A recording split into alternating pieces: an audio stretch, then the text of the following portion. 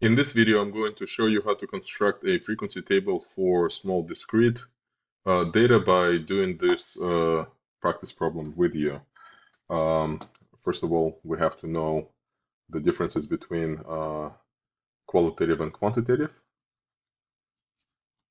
This is quantitative data.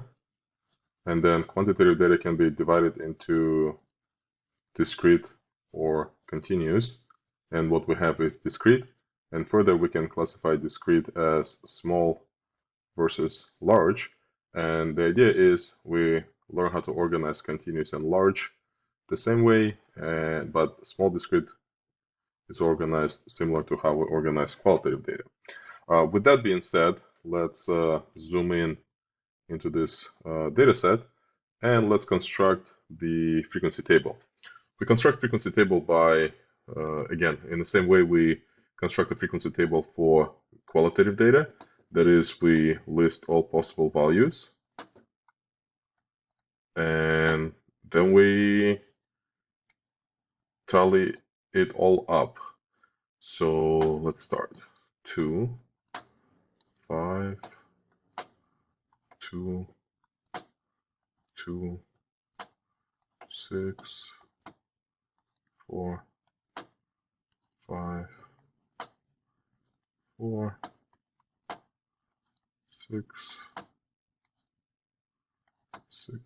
And we would be doing the same thing for any small discrete data, no matter what the variable is. In this case, the variable is number of pets in the household, but it could have been number of children, number of cars, number of hours you worked yesterday.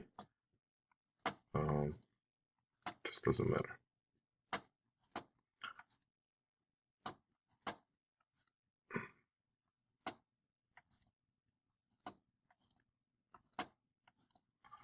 All right, this is for tally, and by adding tally, we'll get frequency.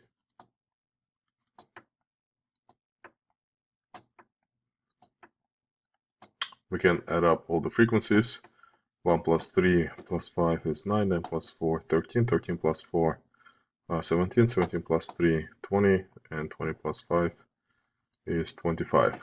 And we can validate our intermediate progress by comparing this number that we got with this number that we had, so it match. It doesn't mean we are right, but we are not obviously wrong. And now to get the credit for this problem, let's transfer all the frequencies into this answer sheet, and we're almost done.